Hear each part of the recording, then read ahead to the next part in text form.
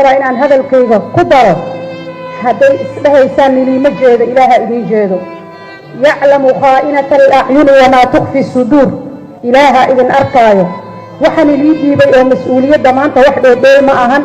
مالك السبب كان حد جروبيا كدعو قريها وحا لغا الله وحا أغير دالكان كدعو لباتوين كحدلك كلا دالكان كدعا كبدا وحان رضا ولا ليالو إلهي خير وإذا قلتم فاعدلوا ولو كان ذا قربا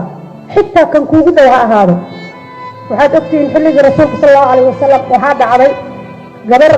aad famil qiimo badan uga dhalatay carab dadka ugu sharaf badan ka dhalatay wax haday markaas waxa la damcay la dhaho gabadhan yaan la ceebaynin ee hal asturo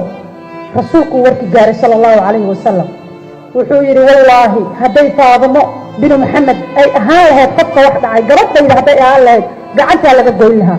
gabadhina xadkiya lagu oofiyay horta cadaaladda hadaa u naqaano markii annaga ay noo hiilisan inay cadaalad tahay markayna naga hiilisan aysan cadaalad ahayn cadaaladdu taas waa ka duwan tahay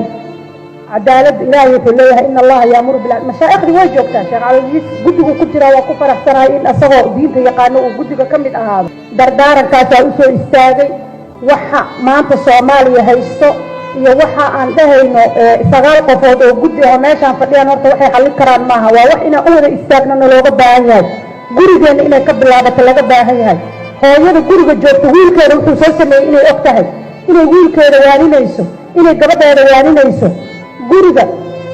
dadka dhibaatada geysanaya guryaheena ugu nool yihiin horta inaan guryaheena ka bilaabno diinta islaamka iyo ku dhaqankeeda waa mahadsantihiin halaad degihiina siiseen. Assalaamu calaykum.